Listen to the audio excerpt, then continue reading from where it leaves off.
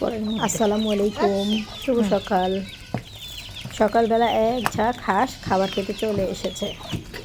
যতক্ষণ আমার শাশুড়ি আম্মা খাবার না দিবে ওরা খাবারের জন্য পাগল হয়ে তার পিছন পিছন ছুটতে থাকে।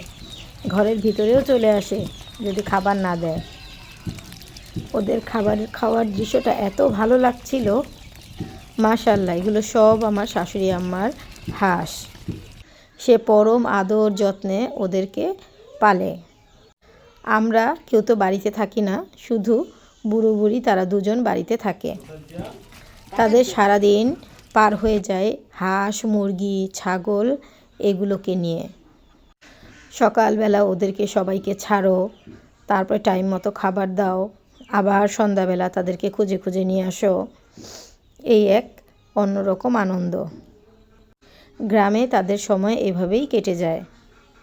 আর আমরা বেড়াতে আসলে আমাদের জন্য মোটা তাজা যে কোনো একটা জবাই হয়। মাশাআল্লাহ, আলহামদুলিল্লাহ। আল্লাহ তাদের নেখায়াত দান করুক, তাদের হাঁস মুরগিতে আরও অনেক বরকত দিক, যেন আমাদেরকে আরও বেশি বেশি করে খাওয়াতে পারে। পালা হাঁস মুরগির স্বাদই থাকে অন্যরকম।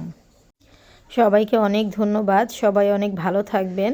আর আমার ভিডিওগুলো যদি ভালো লাগে অবশ্যই শেয়ার করবেন, লাইক করবেন, কমেন্ট করবেন। আল্লাহ হাফেজ।